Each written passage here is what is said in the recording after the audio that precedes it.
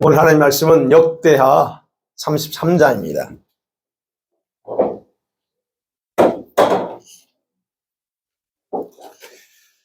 (33장) 10절에서 19절입니다.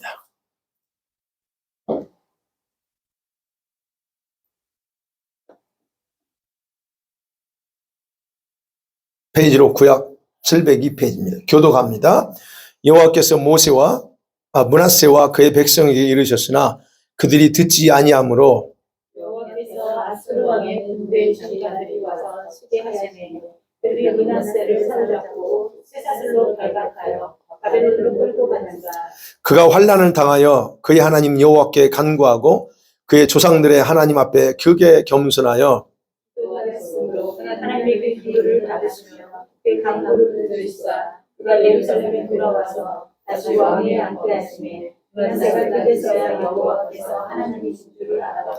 그 후에 다윗성 박기온 서쪽 골짜기 안에 외성을 쌓되 어문 어귀까지 이르러 오벨을 둘러 매우 높이 쌓고 또 유다 모든 경관 성읍에 군대 지휘관을 두며 이방신들과 여호와의 전에 우상을 제거하며 여호와의 전을 건축한 사내와 예루살렘에서 모든 제단들을 다 세상에 거두고 여호와의 제단을 보수하고 화목제와 감사제를 그 제단 위에 드리고 유다를 명령하여 이스라엘 하나님 여호와를 섬기라 하며 백성이 그의 하나님 여호와께만 제사를 드렸으나 아직도 산당에서 제사를 드렸더라.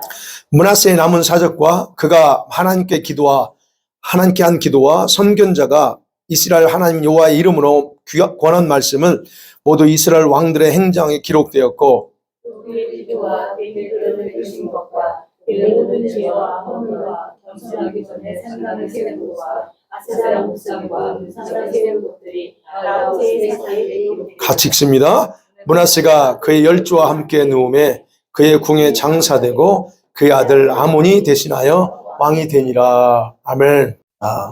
오늘 말씀 가지고 인생의 반전을 시도하라. 네. 자, 오늘 그래서 인생의 반전, 사역의 반전이 될 수도 있고 밴쿠버에 뭔가 또 일어날 수도 있는데 어쨌든 하나님이 하신다면 따라가면 돼요. 자, 오늘 그런 면에서 인생의 반전을 시작하라는데 오늘 이제 이 역대기를 우리가 봤습니다. 여러분, 이 열왕기하고 역대기는 북이스라엘 왕들의 업적과 남유다 왕들의 업적을 기록했어요. 근데 그 중에서 열왕기는 북이스라엘의 왕들의 그 악행들에 대해서 굉장히 집중적으로 그는 기록했던 게 바로 열왕기고, 그 다음에 역대기, 지금 우리가 보는 역대기 상하는 그는 남유다 왕들의 좋은 점들을 중심으로 해서 긍정적인 부분을 강조하고 기록한 책입니다. 그 중에서 오늘 제가 유다 왕의 여러분 잘 아는 므낫세 왕을 좀 짧게 살펴보면서 하나님께서 하시는 말씀을 드리려고 해요. 열왕기하 21장에는 므낫세의 행위에 대해 기록하고 있어요. 그런데 거기에는 므낫세가 얼마나 사악한 왕이었는가에 대한 초점을 두고 그의 행위를 기록합니다.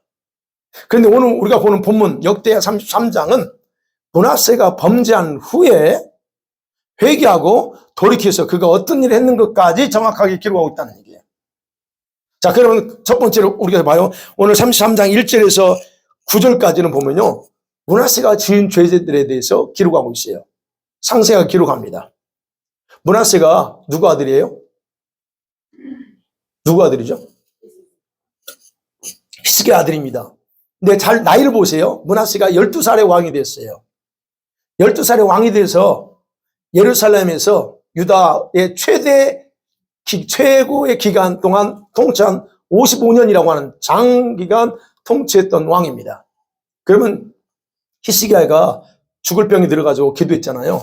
몇 년 생명 연장 받아요? 15년입니다. 그러면 그때 태어났네요. 그때 태어났는데 얘가 어떻게 왕이 됐는지 이제 성경은 알 수 없어요. 그러나 므낫세가 왕이 됐습니다. 근데 그가 왕이 된 이유에 그 다음이 문제예요. 왕이 된 이후에 행한 일을 보면 이렇게 기록되어 있습니다. 9절 말씀에 유다와 예루살렘 주민이 므낫세의 꾀임을 받고 악을 행한 것이 여호와께서 이스라엘 자손 앞에서 멸하신 모든 나라보다 더욱 심하였더라. 그렇게 기록합니다. 즉 므낫세가 왕이 돼서 55년 동안 통치하는 동안에 그가 행한 악이 그 어떤 나라보다 더 사악했대요. 이거에 대해서 열왕기하 21장 11절에서 그렇게 말합니다. 그의 가증한 일과 악을 행함이 그 전에 있던 아모리, 가나안 땅이에요. 아모리 사람들의 행위보다 더욱 심하였다. 그리고 우상을 통해서 유다를 범죄하겠다라고 그렇게 기록합니다. 이 므낫세가 참 어마어마한 일을 했어요. 이처럼 유다가, 므낫세가 왕이 돼서 하는 거예요. 요약하면 그래요. 오늘 이 1절부터 쭉 나옵니다. 가나안 원주민들에게 있었던 더러운 풍습들, 우상숭배, 이걸 계속 이 유다에서 창조했을게요. 야, 우리 하나님 말고 요거 섬기라고 했습니다. 그 다음에 아버지 히스기야가 허물어버렸던 그런 산당들, 우상 그 모든 제단들 다시 다세웁니다. 거기까지는 괜찮아. 근데 예루살렘 성전 안에다가 뭘 세웠냐면 바알과 아세라 제단까지 딱 세워서 거기서 숭배합니다. 해서는 안 될 일이에요. 그 다음에 더 악한 일은 뭐냐면 자기의 아들들, 몇 명인지 모릅니다. 아들들이라고 그랬어요. 저 6절을 보니까 흰놈의 아들 골짜기에서 그의 아들들이에요. 그러니까 자기 아들들을 불태워 제물을 바쳐요. 이런 정신 나간 왕이 어디 있습니까? 제물을 드립니다. 또 악한 짓을 뭘 했냐면 자기를 반대하는 신하들, 그랬을 거 아니에요. 반대하고 그 대항하는 사람들을 다, 죄 없는 자들을 다 처형하고 죽입니다. 그런 악을 행해요. 그게 지금 요 9절까지예요. 여러분, 이런 사악한 사람이 그냥 왕이 돼가지고 그것도 55년이에요. 그렇게 오랜 기간 동안 왕로로 됐어요. 그렇다면 이 사람으로 인해서 그 예루살렘에 어떤 저주가, 축복이 아니잖아요. 이 저주가 얼마나 흑흑하게 흘러 들어왔을까 하는 거예요. 그래서 하나님이 이게 10절에 보면 그죠? 하나님이 므낫세하고 그 백성에게 경고합니다. 선지자를 통해서 경고합니다. 경고하고 또 경고합니다. 그런데 그들은 따르지 않아요. 므낫세가 따르지 않고 무시합니다. 그래서 하나님은 그런 죄 때문에 유다를 멸망시키겠다고 결심합니다. 그래서 그 하나님의 결심을 열왕기하 23장 26절에서 분명하게 이렇게 말합니다. 여호와께서 유다를 향하여 내리신 그 크게 불타오르는 진노를 돌이키지 아니하셨으니 그래요. 불타오르는 진노. 진노가 그냥 진노가 아니에요. 속에서 불불 끓어오는 그 진노예요. 하나님이. 왜? 므낫세가 여호와를 경록케 한 모든 경륜 때문이다라고 그렇게 성경을 기록하고 있습니다. 얼마만큼 하나님이 그냥 이 분노에 찬 그런 모습을, 그런 마음을 가질 수밖에 없었는가 하는 걸 얘기하는 거예요. 그럼 우리 생각해, 왜 하나님이 그 성경에 보면 므낫세가 몰라서 그래요. 몰라서 그랬다는 거예요. 하나님 몰라서 그랬어요. 그런데 좀 하나님이 더 참으면 안 돼요? 더 인내해주면 안 돼요? 왜 하나님이 그럼 므낫세와 그 다음에 이스라엘 유다 백성을 그렇게 멸하겠다고 했나 하는 게 그 원인이 있어요. 그게 왜 자기가 약속한 말씀이 있었기 때문에 그래요. 그게 신명기 18장이에요. 여기 나와 있는데 보세요. 신명기 18장 시작. 내 하나님 여호와께서 내게 주시는 땅에 들어가거든 너는 그 민족들의 가증한 행위를 본받지 말 것이니 그 아들이나 딸을 불가음대로 지나게 하는 자나 복술자나 기륭을 말하는 자나 요술 하는 자나 무당이나 진원자나 신접한 자나 박수나 초혼자를 너희 중에 용납하지 말라. 무릇 이런 일을 행하는 자는 여호와께서 가증히 여기시나니 이런 가증한 일로 인하여 내 하나님 여호와께서 그들을 내 앞에서 쫓아내시느니라. 너는 내 하나님 옆에 완전하라. 예. 지금 하지 말라는 걸 그대로 다 합니다. 그래서 여호와께서 가증한 일로 해서 여호와께서 너를 쫓아낸다 그래요. 하나님이 쫓아내 파멸시킨다는 얘기예요.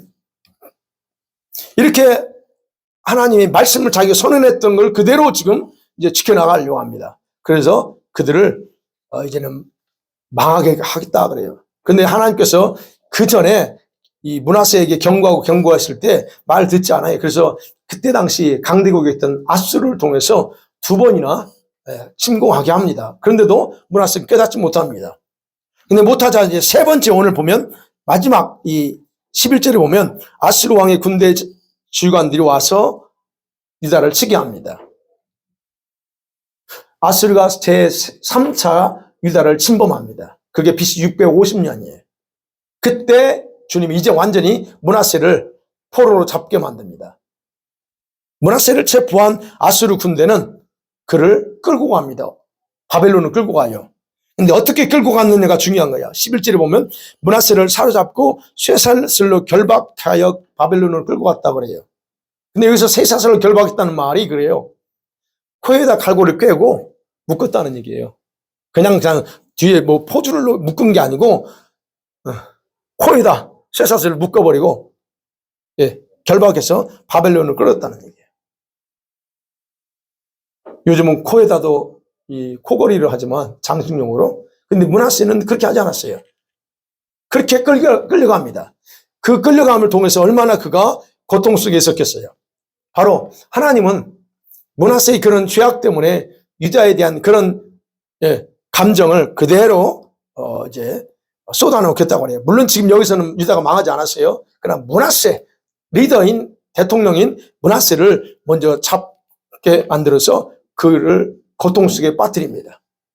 자, 그런데 이제 중요한 건 우리가 이 므낫세 생에서 보면, 자, 12절 한번 같이 봐요.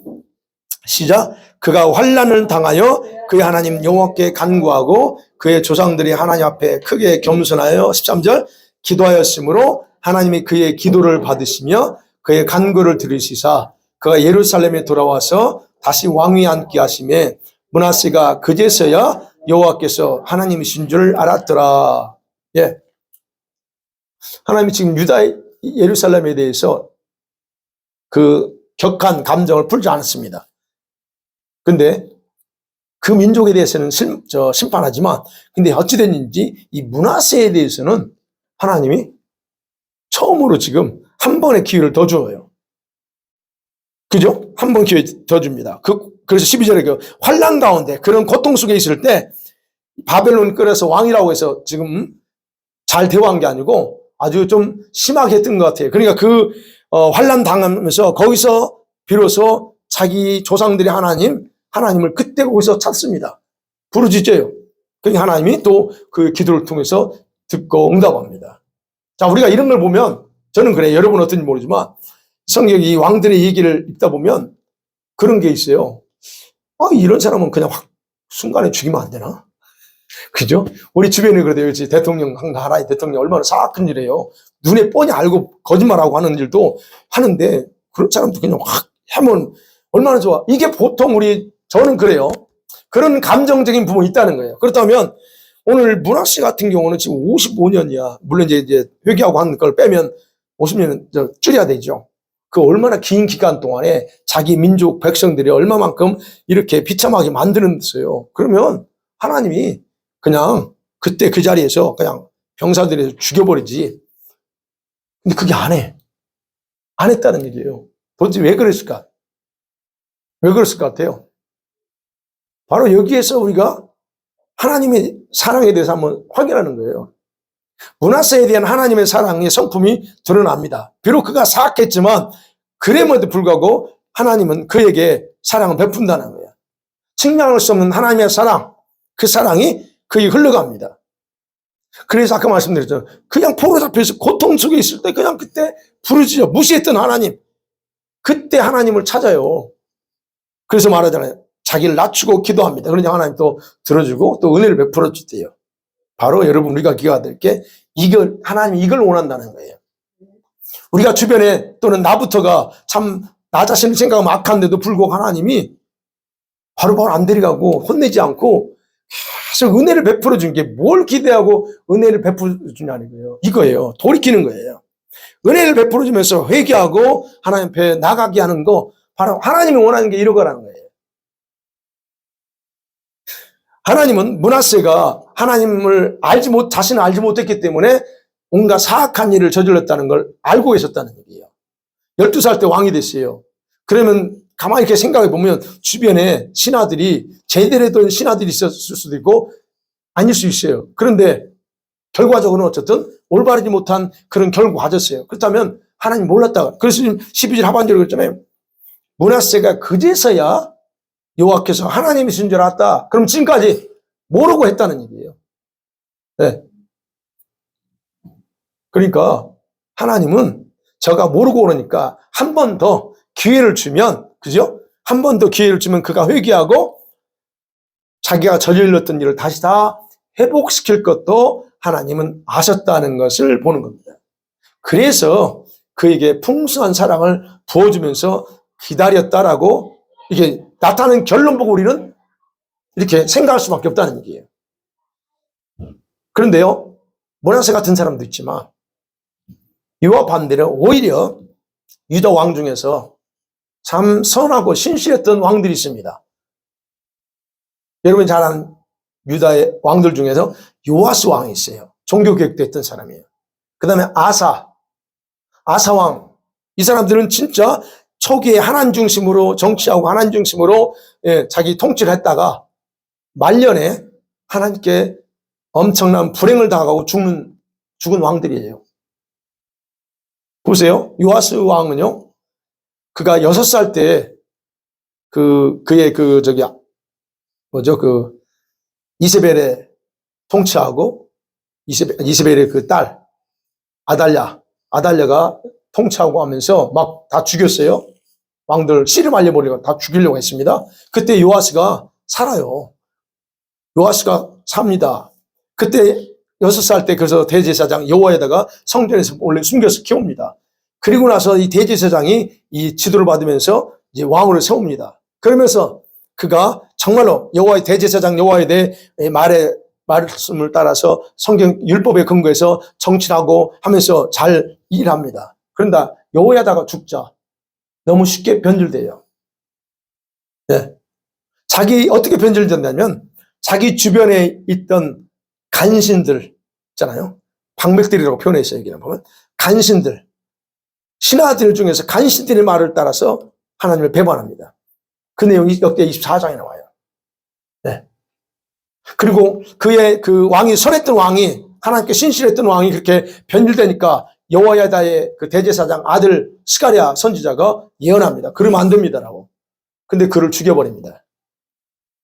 네가 뭔데 감히 나한테 이렇게 해요. 그렇게 큰 덕을 받았으면서도 죽입니다. 그래서 그가 회개 안 해요. 그러자 하나님께서 전쟁으로 칩니다. 그리고 47살에 죽습니다. 짧은 생애를 하고 죽어요. 이게 요아스였어요. 참 시작은 좋았습니다. 아까 말씀드린 아사왕도 역시 그래요. 아사왕은 이 요아스와 다릅니다. 이 사람은 초기부터 하나님의 율법을 따라서 겸손하게 정치를 했어요. 이 사람은 달라요. 겸손하게 정치하고 그다음에 주변의 선지자들, 하나님의 사람들의 조언도 순종하고 가르침이 있으면 그대로 순종하면서 따라가요. 그러니까 하나님이 그냥 나라에 이 왕이 통치하는 기간 동안 엄청난 복을 줍니다. 근데 이게 문제라. 이 하나님이 엄청난 복을 준 그걸 누리면서 바뀌어. 축복을 받았는데 그 받으면서 서서히 자기가 교만의 왕이잖아요. 잘 되죠. 그러니까 자기가 잘해가지고 정치를 잘해서 잘된 줄 알고 서서히 교만하게 만듭니다. 그래서 이제는 교만함이 들어오니까 선지자가 말하는 것도 안 듣습니다. 그래서 선지자가 자기 잘못한 걸 지적하니까 이제 예전엔 말 듣더니 이제는 선지자 죽여버립니다. 그리고 하나님을 떠나버려요. 그리고 더 나아가서 어떻게 악을 행하냐면 이에 대해서 반대하는 신하들, 반대하는 그런 선한 사람들을 그냥 학대하고 악을 행하고 죽입니다. 그러다가 그의 죽기 전에 발에 병이 생겨요. 그 성경은 죽을 병이에요. 발에 병 걸려서 죽을 병 정도면 모르겠어. 어떤 병인지. 그런데도 그가 하나님을 찾지 않습니다. 하나님을 찾지 않고 하나님을 의지하지 않고 그냥 하다가 죽어요. 이게 바로 요아스하고 아사왕, 대표적인 왕이에요. 자, 우리가 이 두 왕을 보면서 저는 항상 한 거예요. 시작은 좋았는데, 참 시작은 좋았어요. 근데 마지막에 저렇게 불행으로 끝나. 그럼 누가 그렇게 시켰는가 아니에요. 그럼 하나님 은혜가 계속 흘러갔어. 근데 누가 그렇게 교만하게 만들고 그렇게 하나님을 배반하게 했을까? 우리가 볼 때 사단이야 뭐 이렇게 할 수 있겠죠. 근데 사단 아니에요. 자기가 그렇게 하기로 선택한 겁니다. 결국 이게 하는 겁니다. 성경을 우리가 볼 때 이런 얘기를 읽다 보면 솔직히 그렇다는 거예요. 이해가 안 돼요. 그렇게 열심히 했던 분이 어떻게 저렇게 한순간에 타락할 수 있냐고. 우리도 그러잖아요. 방언대행 받고 뭐 능력대행 했던 사람이 어떻게 한순간에 저렇게 타락해버리냐 이거죠. 이런 거요. 똑같은 얘기예요, 지금 이런 거. 그런데 보세요. 그런데 하나님은 그런 일들을 지금 이제 이해 안 되는 므낫세 같은 사람, 악을 행했던 사람한테는 은혜 베풀고, 그렇게 요아스 같은 사람 저렇게 엉뚱한 짓 하는, 망하는 거, 이런 걸 보면서도 우리가 기억해야 될 건, 하나님은 지금도 이렇게 사람들한테 은혜 베풀어서 회복시킬 사람 회복시키고 지금도 쓰고 계신다는 거예요. 특별히 므낫세 같은 경우, 우리가 오늘 제가 므낫세 본문을 택한 건 그겁니다. 왜 하나님은 므낫세와 같은 자들에게도 기회를 주는가 하는 거예요. 여러분, 하나님은 우리가 이 왕들의 이야기를 읽으면서 무엇인가 알길 원합니다. 이 왕들의 이야기를 읽으면서 여러분 어떤 생각 드는지 모르지만 하나님 여기서 우리에게 뭔가를 교훈하고 싶은 거예요. 저는 이렇게 생각했어요. 오늘 타이틀처럼 우리 인생도 얼마든지 이렇게 반전의 기회를 사용할 수 있다는 것. 주님이 그걸 우리에게 알려주고 싶다는 거예요. 저와 여러분의 인생은 나의 각자의 손에 달리는 것 같지만 그게 아니고 하나님의 손에 달려있다는 것을 인정하고 겸손하게 나를 의지하며 살라고 하는 것이 바로 하나님이 지금 이런 스토리를 통해서 우리에게 주신다라고 저는 그렇게 믿습니다. 사악했던 므낫세, 선하고 충성스러웠던 요아스, 아사와 같은 얘기, 이런 사람들의 스토리를 통해 한 중요한 포인트가 뭔가? 여러분, 포인트가 뭐예요, 그럼? 인생이 전반이 아니고 후반전이 중요하다는 거예요. 우리 인생의 마지막을 어떻게 마칠 거냐가 더 중요하다는 거예요. 네. 그렇다고 하면요, 우리가 얼마나 오랫동안 살았느냐, 장수했느냐, 단명했느냐, 이거 상관없이 얼마나 인생을 살았을지라도 가장 중요한 포인트는 과거가 아니라는 거예요. 뭐예요? 현재 내게 주어진 현재라는 거. 왜요? 현재라고 하는 이 시간이 중요해요. 왜? 이 현재라고 하는 시간은 저와 여러분 각자의 미래의 시작점이에요. 여러분이 새로운 미래를 쓰는 시작점이 지금이고, 그러면서 이제 우리는 그것만 보면 안 되죠. 하나님의 계획이 있어요. 하나님의 그 목적과 계획으로 들어가는 문이 현재라는 시간이에요. 그렇기 때문에 중요하다는 거예요. 그럼 여러분께 질문해 볼게요. 여러분 신앙생활하면서 과거와 현재 중에서 어느 것에 더 중요성을 두고 사시나요? 현재죠. 다들 다 현재라고 말합니다. 예, 저도 그래요. 그렇다면요, 제가 여러분에게 질문할게요. 그러면 여러분 진짜 현재 두고 있는지 아닌지 점검하세요. 여러분의 지금 현재 두고 계신다면 여러분 현재 신앙과 생활은 더 발전하고 있느냐? 아니면 여러분이 현재 두고 산다면 말씀했으니까 그러면 하나님과의 관계가 더 좋아지고 깊어지고 있는가? 여러분 자신의 믿음이 더 견고해지고 있는가? 현재라고 했으니까 보세요 한번. 하나님에 대한 여러분의 마음은 더 뜨거워지고 있는가? 뜨거워지고 있어요? 그렇다면 여러분 정상적으로 지금 가는 거예요. 근데 현재 두고 있다면서 내 삶에, 내 믿음에, 생활에 변화가 없어요. 어제와 동일한 생활을 벗어나지 못하고 있어. 여러분 현재 두고 있는 게 아니에요. 그건. 그러면 그렇다면 여러분 인정해요. 현재 두고 있어. 근데 나는 벗어나지 못한다? 그러면 이유가 뭔가를 생각해 봐야 된다는 거예요. 왜 못 벗어나지?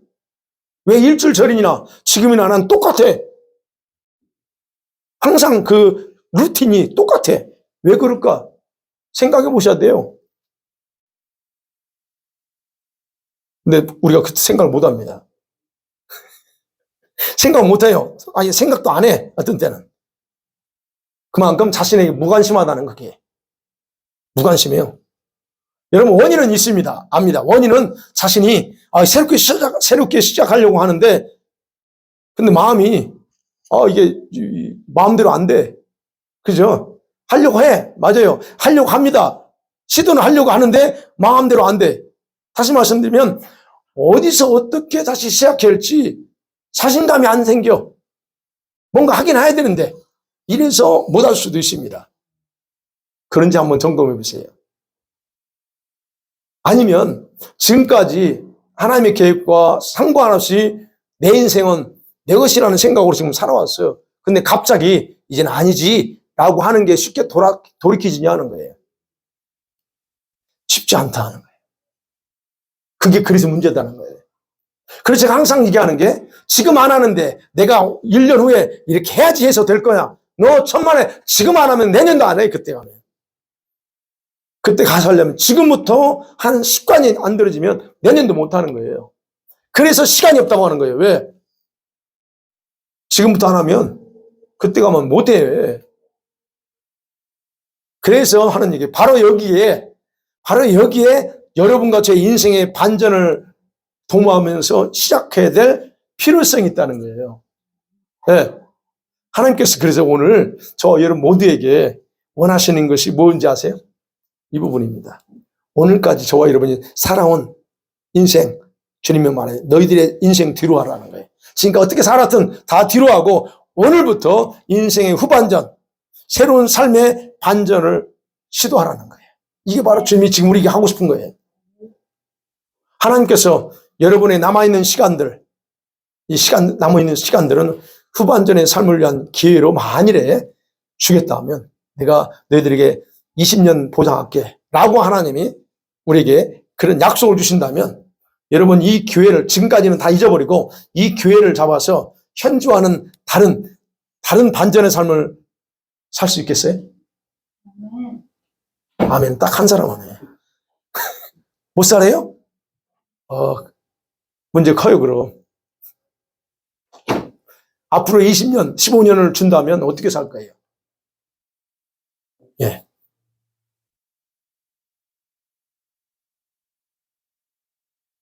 앞으로 새로운 삶을 사실 거죠? 네. 자, 그렇다면요, 저와 여러분이 바로 지금 문하세와 같은 어떤 그런 과정 속에서 하나님이 우리에게 이런 기회를 준다면, 여러분, 이런 삶을 살기 전에 5가지를 반드시 기억하셔야 돼요. 5가지. 첫 번째, 겁니다. 여러분의 과거는 현재의 도약을 위한 준비 기간이었다라고 생각해야 된다는 거예요. 네. 여러분, 하나님께서 생각하고 있는 최고의 작품으로 저와 여러분이 아직 완성되지 않았어요. 하나님은 저와 여러분에게 뭔가 작품을 만들고 싶어 합니다. 근데 아직 완성이 안 됐고 만들어지고 가고 있는 과정이 있어요. 근데 과정 속에서 조금 더 주님이 좀 이렇게 아름답게 더 만들고 싶어 합니다. 그런데 하나님께는요, 한계가 있어요. 주님은 원하는 게 많지만 우리한테 하고 싶은 것도 많지만 그분께는 한계가 있어요. 능력의 한계가 아니고 그분이 행동하는 데 한계가 있다는 얘기예요. 왜요?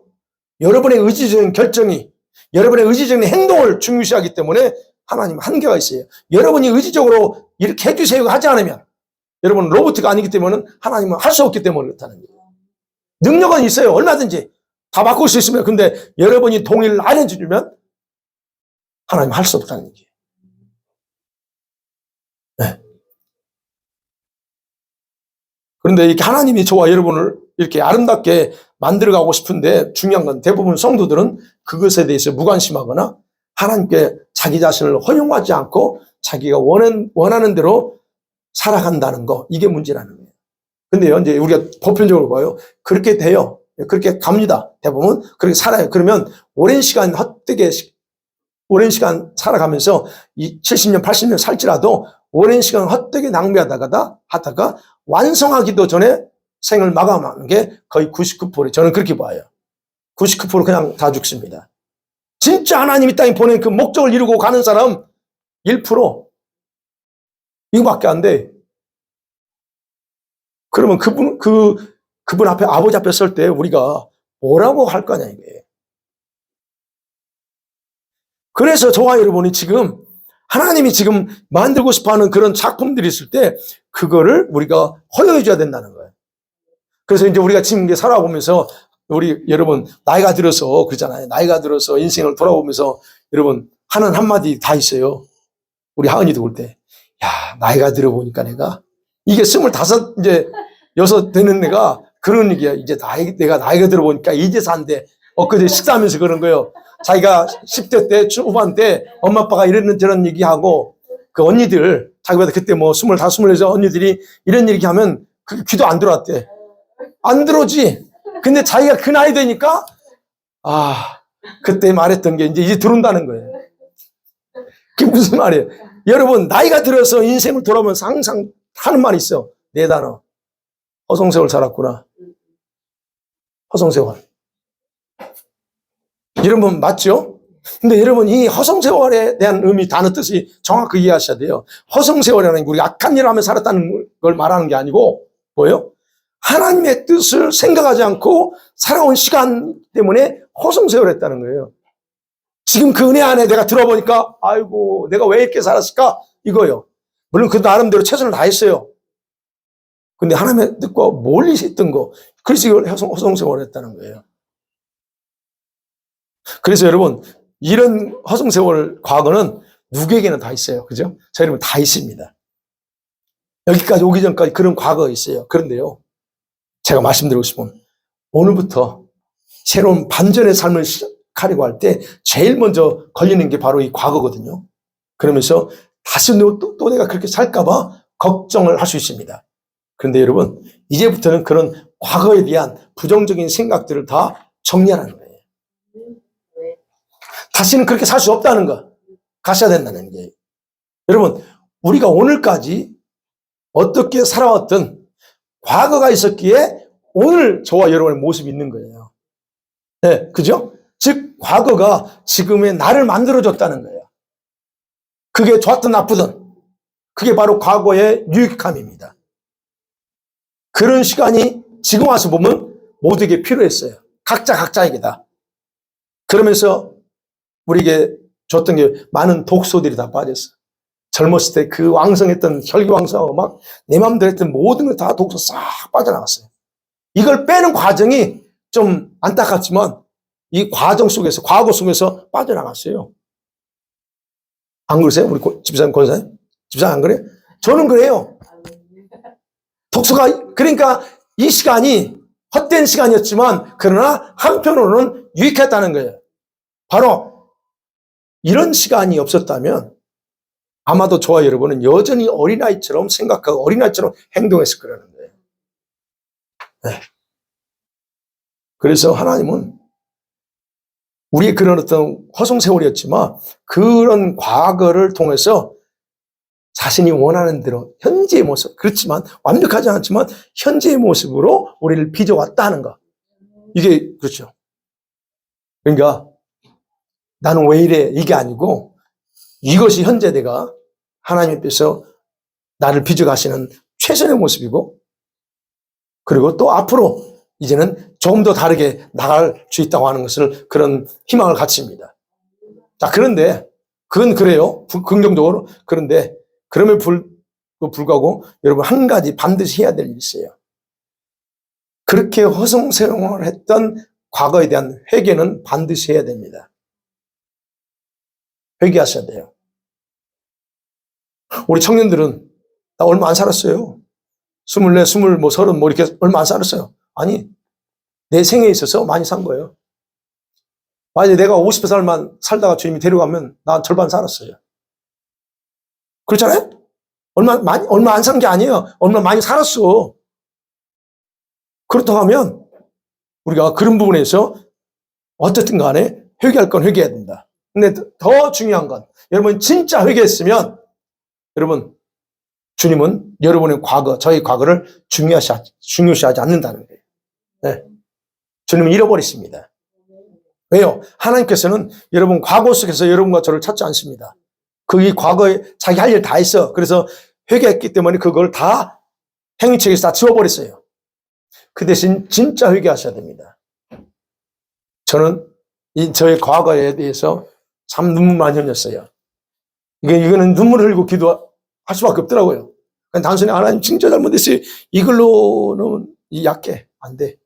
그래서 참 눈물을 흘리고 또 회개하고 또 회개하고 하나님 그런 과정.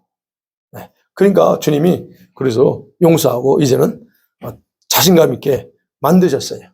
저는 그런 부분에서 제가 저의 과거를 제가 이제는 과감하게 그냥 누구한테도 얘기하는 이유가 이 부분에 내가 처리됐기 때문에. 그다음에 두 번째, 과거는 그래서 미래 도약을 위한 그런 어떤 준비 기간이었어요. 그다음에 두 번째는 여러분이 분명한 목표를 세워야 된다는 거예요. 여러분 목표를 세우고 사는 건 대단히 중요합니다. 무슨 목표가 돼요? 어떻게 성공할까? 그런 목표가 아니에요. 내가 어디를 향해 달려가야 되는가? 여기에 대한 목표를 정확하게 된다. 달리기 하는 사람 목표 지점 없이 가면 안 되잖아요. 그렇다는 거예요. 그래서 목표 지점을 정확하게 확인하고 달려야 된다는 거예요. 우리가 어디를 향해 가야지? 내 인생을 내가 살아가는 남은 인생을 사는데 20년 살지 10년 살지 뭐 30년 살지 알 수 없을까? 이 삶을 살아가는데 목표 지점이 어디냐는 걸 알아야 된다는 거예요. 바울이 그래서 빌립보 3장 12절 이하부터 그러잖아요. 우리 모두가 달려갈 길, 목표지가 있다는 거예요. 자기 그래서 부르시면 표도다 그게. 부름의 그 목적지가 있다는 얘기예요. 그래서 그걸 향해서 달려간대요. 바로 그런 얘기예요. 우리가 달려가야 됩니다. 달려가는 인생을 살아야 되지만 목표지가 어딘가는 모두 같아야 돼요. 모두. 저 천국을 향해서 우리 아버지가 계신 영원한 그곳을 향해서 달려가야 돼요. 저는 거기 가려고 합니다. 여러분 낙원을 향해서 가려면 가세요. 나는 거기가 아니고 이 목표지가 우리는 다 같아야 된다는 게 제가 얘기해요. 네. 그래서 여러분이 신앙생활하면서 분명한 목표를 가지지 않으면 여러분은 이제는 또 지금까지 살아왔던 것처럼 막연하게 또 살아요. 그러지 말자는 겁니다. 지금까지 그래서 괜찮아. 그럼 오늘부터는 분명하고 확실한 목표를 정하고 우리가 반전의 삶을 시작하자 하는 겁니다. 아멘. 네. 그 다음에 세 번째 기억하셔야 됩니다. 여러분 새로운 반전의 역사는 첫 걸음부터 시작해요. 이게 뭐 다 아는 얘기입니다. 한 걸음부터 시작해요. 여러분 우리가 하나님께 기도하면서 무엇인가 새로운 일을 시작하려고 할 때 망설여져요. 그건 사실입니다. 그죠? 그건 당연한 겁니다. 해야 돼? 말해야 돼? 망설입니다. 제가 지금 여기 저 대안학교, 그런 말까지 나와. 대안학교 해야 되냐? 홈스쿨링이냐? 뭘 해야 돼? 근데 사실은 이게 설령 하나님이 이거 해야 하나님의 뜻이라 할지라도 저는 망설일 수 있어요. 왜? 아니, 리스크가 있잖아요. 없는 게 아니에요. 내가 하는 것도 아니지만 당연히 그런 생각을 할 수 있다는 얘기예요. 그렇지만 우리의 태도가 뭐여야 되냐? 하나님은 우리가 믿음의 모험을 통해서 자신의 능력을 경험하기를 원하신다는 거예요. 그래서 하나님은요, 우리가 믿음으로 첫걸음을 움직이는 순간을 기다리고 계세요. 이게 저는 이거 하면서 이거 다 나한테 하는 건데 이거예요 지금. 이 다 내 얘기야 이거. 이런 내용은 사실 제가 아까 말씀드렸처럼 할 때 이게 적어놓은 거거든요. 근데 전혀 이건 나와 생각도 해본 적 없고 지금 나온 이슈와 전혀 생각한 적이 없어요. 근데 이제 들어보니까 이거 나한테 오는 거야 이거. 믿음으로 뭐만 하는 거. 이게 이렇게 되는 거예요 지금. 여러분 그래서 하나님은 우리가 믿음의 첫걸음을 움직이는 순간을 기다리는 거예요. 왜요? 그래야 하나님 자신이 능력을 나타내시기 때문에. 여러분 그 부분에 대해서 구약 성경에 나와요. 여호수아 3장 8절에 여호수아가 이제 요단강을 건너서 가나안을 이제 정복하려고 들어가려고 합니다. 근데 요단강이 있어요. 근데 요단강을 그때 당시에 요단강이 어느 정도 물 수위가 뚝방에 꽉 넘쳐요. 그 성경에 기록되어 있어요. 넘치다고 그래요. 넘쳐. 근데 거기를 건너가야 돼. 근데 그 많은 사람 어떻게 배 타고 건너가? 그래서 주님이 여호수아한테 방법을 가르쳐. 내가 가를 거야. 근데 방법을 어떻게 가르쳐요? 제사장이 언약궤를 메고 먼저 물속으로 들어가라 그럽니다. 시내산에서 나와가지고 애굽에서 나올 때 모세한테는 홍해 앞에서는 그러죠. 지팡이 들어 그러면 돼. 그냥 들면 돼. 그건 너무 쉬워요. 그냥 들면 돼. 모세가 하면 돼 이건. 근데 여기서는 그렇게 하지 않습니다. 여기서는 뭐예요? 백성이 스스로 해야 돼. 뭘 해요? 네가 들어가 먼저. 그래요. 하나님 열어주면 건너면 되는데 우리는 그렇게 생각할 수 있잖아요. 하나님 열어주세요. 그럼 내가 따라갈게요. 우리가 보통 다 그 생각하는데 안 그래요. 하나님. 아니야. 네가 먼저 들어가 물속으로. 이거 주님가 그러다가 죽으면 어떻게 하려고요? 바로 그거예요. 주님이 백성들이 먼저 요단강에 발을 내밀고 들어가요. 그럴 때 주님이 역사를 한다는 거예요. 바로 그 의미입니다. 저와 여러분이 첫걸음을 떼었을 때 천국에서는요, 준비되어 있던 청사진이 펼쳐지는 거예요. 그리고 우리에게 조금씩 오픈해 줍니다.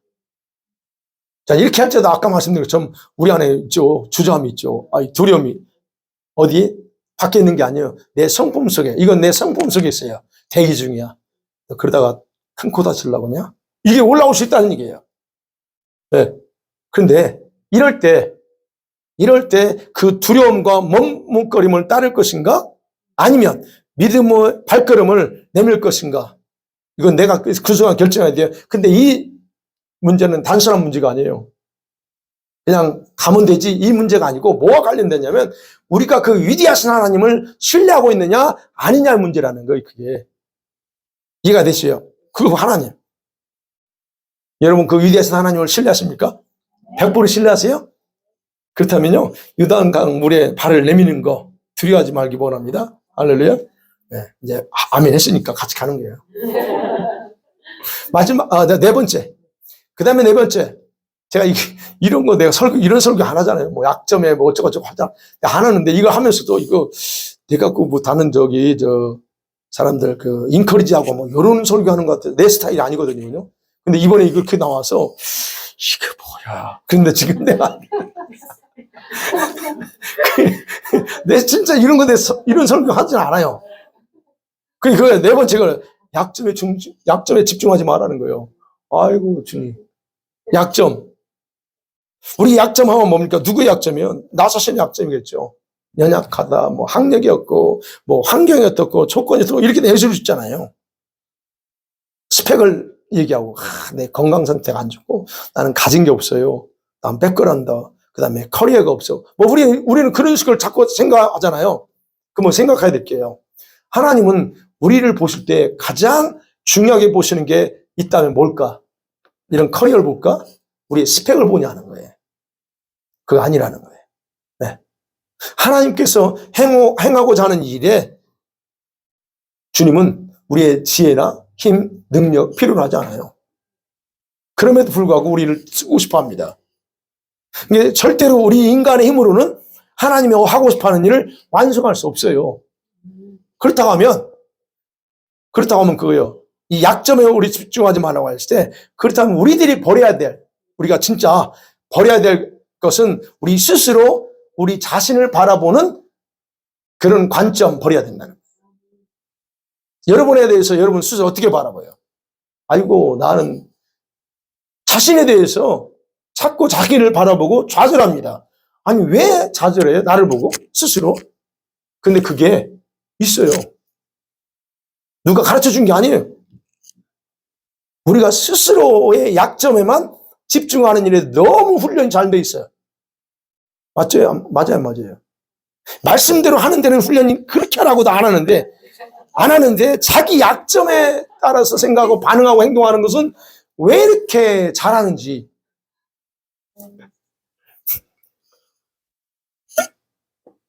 이게 옛날 내 모습이에요. 지금은 안 그래요. 내가 이제 많이 주님이 해가지고. 근데 이거를 바꿔야 된다는 거예요. 네. 여러분, 성경에 보면 믿음의 사람들은 자신을 바라보지 않았어요. 자신을 바라본 게 아니고 오직 능력을 주시는 주님께 집중하며 살도록 했어요. 바로 우리가 그걸 훈련해야 된다는 거예요.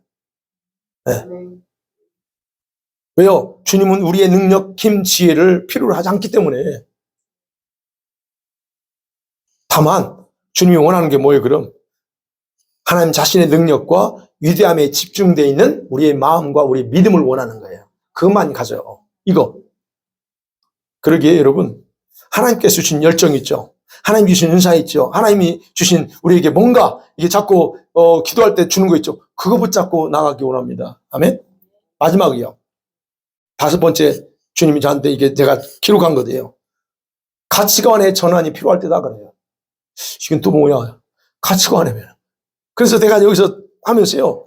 성공과 실패에 대한 문제를 썼어요. 그래 내가 지금 가면서 성공 실패가 여기 와서 무슨 상관이야? 내가 이제 그랬는데 이게 또 딱 매치가 되네요. 야, 이게 뭐예요? 예. 우리는 성공과 실패의 문제를 생각하기 전에 인생의 반전을 위해서 지불해야 될 대가가 있다는 거예요. 지불해야 될 대가. 성공과 실패를 생각하기 전에 해보지도 않고 성공할까 안 할까 우리는 따지지 않아요. 그러기 전에 우리는 대가를 지불해야 될 게 있다는 게 뭐예요? 여러분 우리가 대가 지불 없이 성공할 수 있습니까? 그거 없어요. 불가능하죠. 우리가 잘합니다. 그런데 우리는 시도하려고 하지 않는다는 게 더 문제야. 왜요? 뭔가 해보려고 하지 않는 게 왜 그러냐? 내 현재 내가 가지고 있는 가치관이 그걸 싫어해. 새로운 걸 뭔가 하려는 걸 싫어해. 내가 뭔가 이렇게 변화되려고 하는 걸 싫어해. 뭐가? 내 가치관이. 그래서 가장 중요한 대가 지불은 저와 여러분이 가지고 있는 세상적인 가치관을 천국의 가치관으로 또는 하나님의 가치관으로 바꾸는 게 가장 중요한 부분이에요. 여러분 이 세상을 어떤 가치관으로 사느냐에 따라서 스스로 피곤하게 살 수도 있고 행복하게 살 수 있어요. 맞습니까? 들립니까? 아이고 왜 이렇게 나는 엉뚱한 생각하는지 피곤해. 누가 했어요? 그렇게 가르쳤어요? 아니요. 근데 자기 스스로 그렇게 하나요? 왜? 가치관이 그래. 세상적인 가치관으로 보면 뭡니까? 성공. 거기에 기준에 저 사람 성공했어. 그러면 진짜 성공한 것 같아요. 근데 여러분 세상적인 가치는 바로 그런 성공과 실패와 뭐 얼마나 소유했느냐 업적을 가지고 이 사람 평가하는데 천국의 가치는 그게 아니라는 거예요. 우리가 어떤 일을 합니다. 주의를 합니다. 우리 인생을 살아갑니다. 할 때 우리에 대한 평가는 천국의 가치관은 뭐냐면 주님을 바라보고 내가 전심으로 했느냐 그거 가지고 평가한다는 거예요. 그렇게 생각하셔야 돼요. 아까도 말씀드렸죠. 우리가 인생을 다 마치고 어떤 걸 맞춰요. 그럼 맞추고 우리 인생에 대해서 하나님 앞에 서야 돼요. 하나님 앞에 딱 심판대에 설 겁니다. 그러면 그 심판대 앞에 설 때 주님이 저와 여러분을 평가할 때 평가의 기준이 뭘 것 같아요? 여러분이 얼마나 많은 업적을 했느냐? 여러분 인생을 성공했느냐? 얼마나 많은 걸 가졌느냐? 이거 가지고 평가하지 않습니다. 얼마나 오랫동안 살았느냐? 이것도 아니에요. 그러면 이런 걸로 평가하는 양이 아니고 질로 평가합니다. 질. 무슨 말이냐면 하나님 우리 각자 성도들을 향한 주님의 시간은 수평을 흐르지 않아요. 크로노스는 수평을 흐르지만 주님이 저와 여러분을 향해서 바라보는 시간은 크로노스가 아니고 카이로스의 수직으로 움직여요. 그래서 제가 말씀드렸죠. 예전에 10살을 살고 죽든 그리고 10살 살고 정말 하나님 앞에서 핏대게 죽어. 근데 하나님 앞에서는 우리는 슬퍼요. 10살 살고 아이고 또 한 7, 80년 더 살아야 되는데 짧게 살았으니까. 근데 주님은 그렇게 보지 않아요. 그럼 80을 살아서 헛되게 사는 80하고 10살 10년 살고 10살 살다가 간 사람이 더 하나님 앞에 핏든 일이 있어. 뭐가 더 중요하냐 이게. 바로 그거예요. 시점, 이 카이로스예요. 시점. 그래서 제가 말씀드린 게 지금도 기회라는 거예요. 그래서 주님이 지금이 새로운 우리의 인생의 반전을 시작해야 할다라고 강조하는 겁니다. 하나님은요, 우리가 준비되고 만들어진 과정에서 우리의 여러분 반응과 태도를 굉장히 중요하게 생각합니다. 네. 그 과정 속에서 저와 여러분의 반응으로 여러분의 미래 결정되고 여러분이 어떤 모형으로 만들어지냐 그 모양이 달라져요. 결정돼요. 한 가지 더 생각해 봐요. 여러분, 지금 마지막 때라고 하는 관점. 지금 우리가 살고 있는 시대가 마지막 때라고 믿습니까? 정말 그렇게 믿어요? 믿는다고 했어요. 그러면 봐요. 여러분이 진짜 마지막 때라는 걸 정확하게 믿고 있는지 아닌지. 자, 그렇다면 보세요. 여러분이 진짜 마지막 때로 믿고 있다면 여러분 무엇일까 해야 돼요. 다시 말씀드리면 진짜 마지막 때라고 믿는다면 여러분은 믿음과 생활을 이대로 놔서는 안 된다는 거예요. 활성화시켜야 되고 뭔가 여러분에게는 논란이 있어야 된다는 얘기예요. 그게 바로 개인의 이제 신앙으로 볼 때 개인의 부흥이에요. 신앙의 부흥은 개인으로부터 시작돼야 돼요. 내가 내 안에서부터 부흥이 없어. 그럼 여러분 마지막 때라는 걸 모르는 거예요. 만일에 마지막 때라는 걸 안다고 하면서 아무것도 안 하고 있어. 움직이지 않고 있다. 그러면 저는 그렇게 변해요. 여러분은 아는 게 아니고 여러분 참 어리석은 자라는 거예요. 어리석어요, 여러분. 그 어리석다는 걸 스스로 입증해 주는 것밖에 안 돼요. 왜요? 아니, 그 자리에 마지막 때는 자신이 당할 불행을 알면서도, 어떤 불행 당할 줄 알면서도 아무런 대책을 강구하지 않아요. 그러니까 어리석다는 얘기예요. 여러분, 이게요. 여러분 인생이 앞으로 6개월 아니면 1년만 살고 죽는다. 그게 정해졌다라고 하면 여러분 어떻게 하실래요? 1년만 살고 죽어야 돼. 그게 정해졌다면 여러분 어떻게 하실래요? 뭐 하실 거예요, 여러분? 네. 그 개념이 마지막 1년밖에 안 남았네? 그럼 오늘 뭐 하실 거예요? 무엇인가 후회하지 않는 일을 해야 될 거 아니야, 이거예요, 지금. 그게 더 정상 아닙니까? 뭔가 해야지.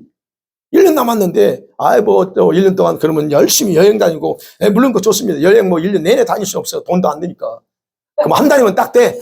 그럼 나머지 11개월, 뭐 할 거예요? 뭔가 해야 된다는 얘기예요.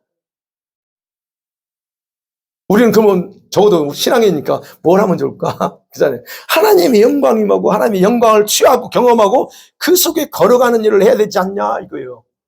왜 어차피 죽을 거 하나님 앞에 서야 돼요. 그러면 좀 우리가 그분 앞에 서도 좀 이렇게 그래야 되잖아요. 뭔가 해야 되는데 안 한다는 거예요.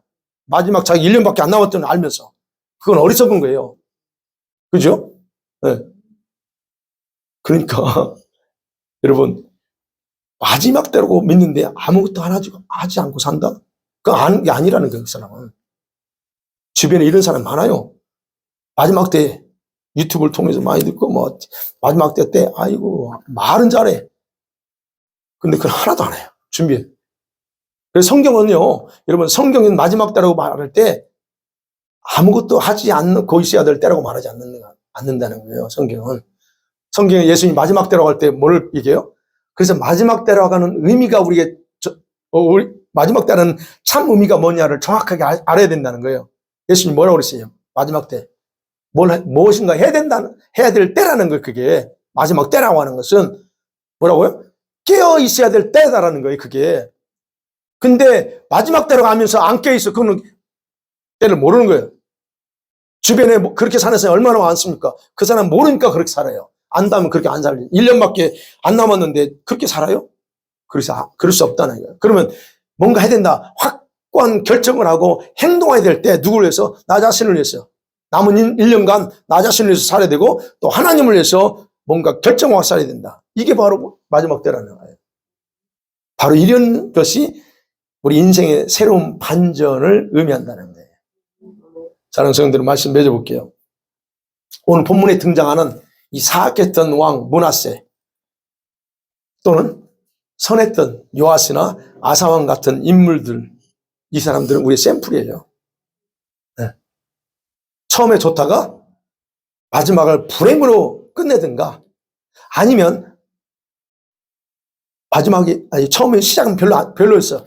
그렇지만 마지막에 진짜 하나 앞에서 빛을 내고 살든가 이건 우리 샘플입니다. 바로 여기에서 우리 인생이 반전해야 될 이유가 있어요. 우리에게. 여기서 우리가 반전하지 않으면 하나님께서 나를 통해서 여러분을 통해서 이루고 싶은 태스크가 있는데 그것을 실패하는 불행을 피할 수 없다는 거야. 그러니까 우리가 반전해야 돼요. 지금처럼 가면 안 된다는 거예요. 그리고 이번에도 기회를 놓치면 영영 다시 올 수 없는 상황이기 때문에 반전해야 된다는 얘기예요. 주님이 우리를 쓰고 싶어도 쓸 수 없는 상황이 되기 때문에 지금부터 반전해야 된다는 얘기예요. 지금까지 여러분이 원하는 대로 살다가 허송세월했어요. 저도 마찬가지였고. 이 말의 의미는 그래요. 하나님께서 우리에게 오늘 반전의 삶을 우리에게 명령하는 이유는 그거예요. 오늘 이후부터 저와 여러분의 인생에서 마지막 시즌, 마지막 인생에 그게 나이 상관없어요. 마지막 인생의 시즌, 마지막 인생의 후반전이 되기 때문에 그렇다라고 저는 느껴져요, 제가. 왜 주님이 그런 걸 갑자기 지금 지난주에 갑자기 그런 이슈들 터올라고 이게 튀쳐나오고 그랬을까? 제가 이 말씀하면서 어제 뭐 이렇게 계속 하면서 이게 뭔 의미일까? 아, 이게 우리가 할 수 있는 마지막이구나. 이게 제일 먼저 온 거예요. 야, 마지막. 내가 할 수 있는, 우리가 할 수 있는 하나님 마지막 어떤 기회구나라고 하는 거예요. 그래서 제가 말씀드리는 게, 아, 그렇다고 하면 우리가 생각하는 것과 달리 더 이상 우리에게 주어진 시간이 많지 않구나 하는 거였어요, 저는 그렇게 느꼈어요. 아, 시간이 얼마 안 남았구나. 주님은 우리 모두에게 그래서 오늘 결정할 것을 촉구하고 있는 거예요. 왜요? 우리가 너무 자주 이런 결정을 미뤄왔어요. 아이, 뭐, 다음에 하면 되죠. 계속 미뤄오고 미뤄왔습니다. 그러니까 주님이 오늘 하라는 거예요. 더 이상 딜레이하지 말고. 그럼 제가 이런 말씀 드리면, 아, 뭘 결정해요? 이런 사람도 있어요. 아, 뭘 결정하는 게요? 나 예수 믿고 있는데. 여러분, 뭘 결정할지 모른다 하는 말은 이거예요. 남은 여러분의 인생을 예수님께 올인하라는 겁니다. 예수님께 올인하라는 거예요. 올인하라면 또 여러분, 아, 그럼 다른 거 다 떼어치라니까. 제발. 여러분, 그렇게 오해 안 하시죠? 올인하라면 모든 걸 다 그만두고 뭐, 이런 의미로 받아들이면 안 되죠? 여러분이 하고 싶은 것만 하지 말고, 하고 싶은 것만 하고 사는 삶을 중단하고, 우리의 생명의 주인이신 주님께서 원하시는 것을 먼저 생각하고, 그걸 실천하며 살라는 거예요. 하루하루 삶 속에서. 그걸 얘기하는 겁니다. 이 시간이요. 우리가 지금 이 시간. 하나님께 저와 여러분이 어떤 존재인가 한번 돌아보세요. 내가 하나님께 어떤 존재지? 단순한, 그냥 누구나 똑같은 사람이지. 여러분, 이렇게 생각하지 마세요. 제가 기도하는데, 갑자기 이거 갖고 연결 못 했어요. 근데 여기서 화요일인가, 어디가 전에 혼자 조용히 기도할 때, 갑자기 그걸 뭐라 하냐면, 자신의 정체성, 확실한 정체성을 드러내래요. 자신의 정체성? 그래서 적어서 얼른. 자신의 정체성. 내가 의도한 것도 아니고, 자신의 정체성을 확립하고 드러내라. 그래서 적어버렸어요. 그러다가 이제 이게 말씀과 연결될 거라고는 전혀 생각 못 하고 적어놨어. 그래서 이게 뭐야? 나 정체성 내가 아는데. 그렇게 사실은 그랬어요. 근데 이거 하다가, 그러면 이것과 연결되는구나. 내가 누군가. 이거예요. 왜 하나님이 나를 이 땅에 태어나게 했고, 지금까지 다 살도록 생명을 보장해 줬는가 정확하게 찾으라는 거예요. 이거죠. 하나님은요, 저와 여러분이 쓸모없는 존재로 살라고 이 땅에 태어난 게 아니라는 거예요. 그러면서 제가 써놓은 게 그랬어요. 하나님께서 사용하고 싶어 하는 제1순위의 귀한 그릇이다. 그럼 나네. 저는 그렇게 생각했어요. 여러분 어떠세요? 하나님이 저와 여러분은 우리 교회를 하나님이 사용하고 싶어 하는, 이 마지막 때에 사용하고 싶어 하는 제1순위의 귀한 그릇으로 여기신다 하면 어떠세요? 그렇게 여러분 스스로를 귀하게 여기라는 겁니다. 우리 주님이 교회를 쓰겠대요. 그러면 쓰는 거예요. 이것에 대해서 일부 때 말씀드렸네요. 예전부터 그랬어요. 주님, 우리 교회 쓴다. 우리 교회 쓰고 성도를 쓴다. 근데 이 말 내가 가끔 해도 귀담아 안 들어. 그거 다 떠나. 다 떠났어요. 유일하게 한 가족이 남았어요. 누굴까요? 그분이 저한테 제가 받은 게 있어요. 그때 이제 그 전에 여기 오기 때 남자분이 한 분 하늘의 독수리고 한 분은 땅의 사자라고 했나? 딱 그냥 받았어요. 집사람 하늘의 독수리네. 그때 귀한 그릇이라고 말할지. 근데 다 떠났어. 이유는 상관없어요. 귀하게 여기지 않는다는 얘기예요. 그래서 여러분 주님을 위해서 무언가를 해야 됩니다. 우리 청년들 똑같이 우리 오늘 우행자매가 아파가지고 이제 2부에 왔어요. 청년들도 역시 정신 똑바로 해야 돼요. 나는 청년이니까 아직 할 일도 많고 어리니까 이런 생각, 더 이상 그런 생각에 매달리지면 안 돼요.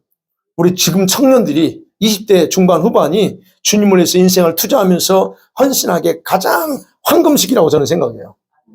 내가 있을 때 또 이걸 알았으면 과감했지. 내가 헛된 생각 안 보냈죠. 네. 우리 어른들도 마찬가지입니다. 실력 배우면 따질 거 없어요. 주님이 하신다면 하는 겁니다. 아멘.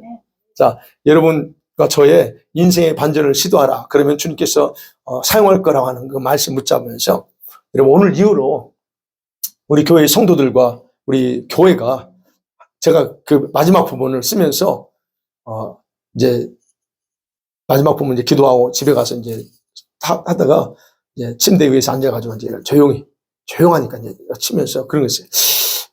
천국의 역사책에 새로운 획을 긋는 축복이겠다라고 생각하면서 제가 2002년도인가 1년도에 그 신학교를 졸업하면서 그때 이제 그 졸업생들한테 이렇게 촬영하면서 그 한마디씩 하는 게 있었어요.